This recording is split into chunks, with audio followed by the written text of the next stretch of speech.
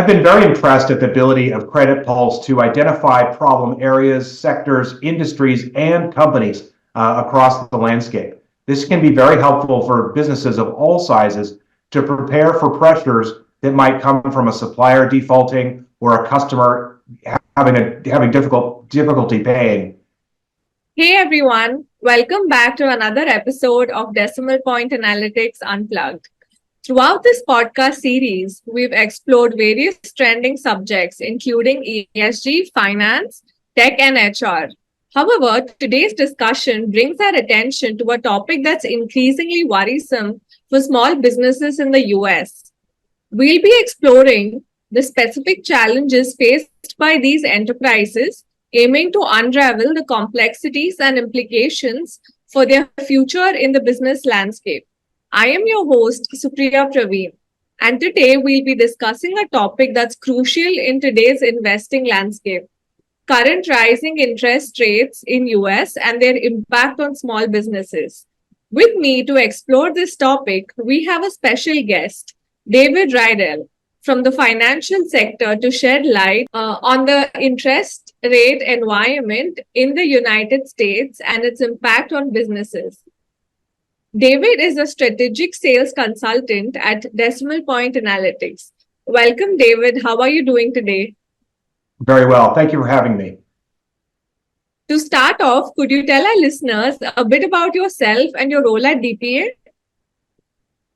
Absolutely. I was actually one of the first customers of DPA many years ago when the firm first started. So I've been very pleased to become more involved with them in recent years, working as a strategic sales consultant here in the United States.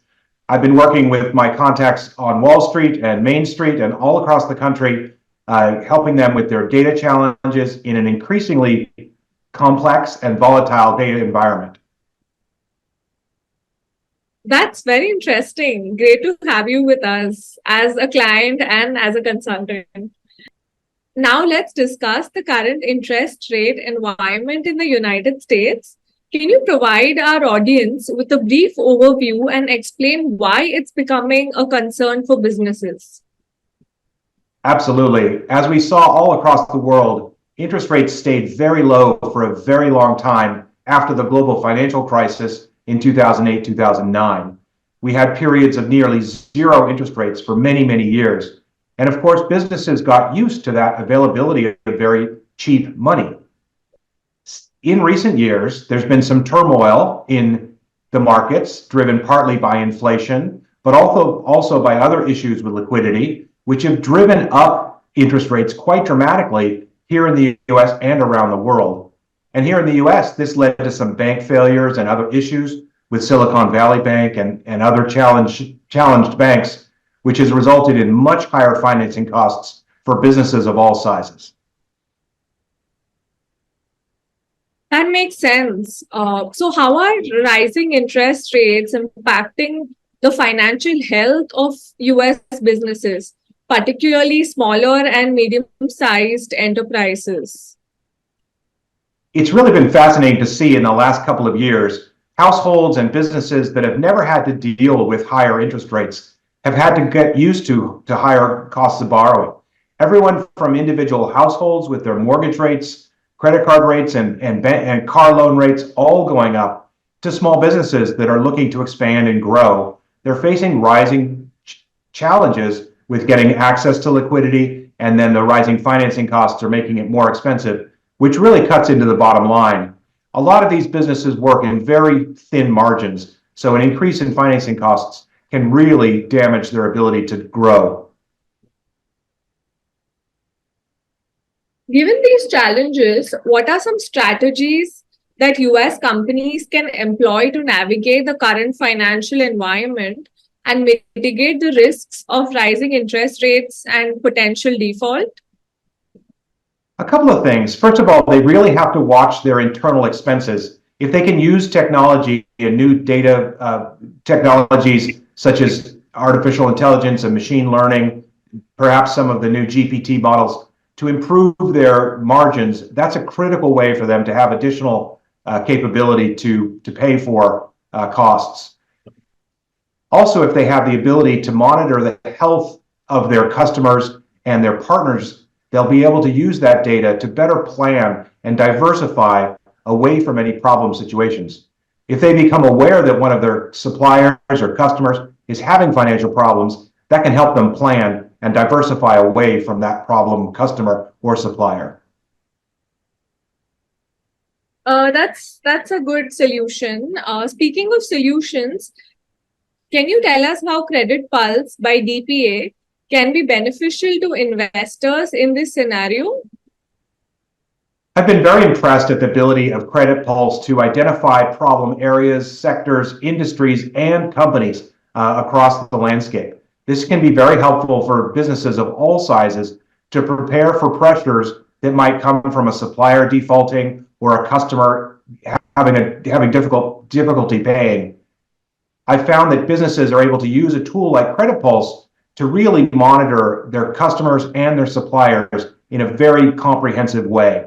That way they can fully understand the risks that they're facing in terms of getting their supplies and getting their customers to pay on time. That's interesting. So now for our individual investors listening in, how can they adjust their portfolios to protect themselves from the potential consequences of rising interest rates? Well, the rising interest rates are going to happen anyway, so they need to be able to look at their investments and their partners and the companies that they're working with and for, and understand if they have other abilities to lower their expenses through the use of technology or other tools in order to strengthen their ability to maintain profitability. It's critical that individual investors monitor their customers, their suppliers, and their partners to make sure that they're financially viable. Higher interest rates and higher financing costs are a given. So we need to find customers and partners that have other ways to reduce their costs and expenses. That's what's critical for individual investors to know. You have to have the information, you have to diversify, and you have to understand what the pressure points are going to be. That's interesting. Now, for our individual investors listening in, how can they adjust their portfolios to protect themselves from the potential consequences of rising interest rates? Well, there are very specific things individual investors can do to protect their portfolios and their investments. The first one is the old rule, diversify, diversify, diversify.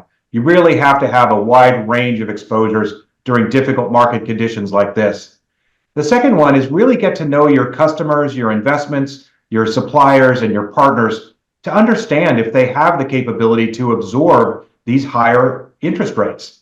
If there are other places that they can cut costs and save money and reducing their expenses, it'll be critical for them to do that in order to be able to pay those higher interest rates. Also, if they have been borrowing a lot of money for expansion, watch for that borrowing to slow down a little bit. But hopefully those companies and those partners can grow carefully without being over leveraged and exposed to increased financing costs. That's the key.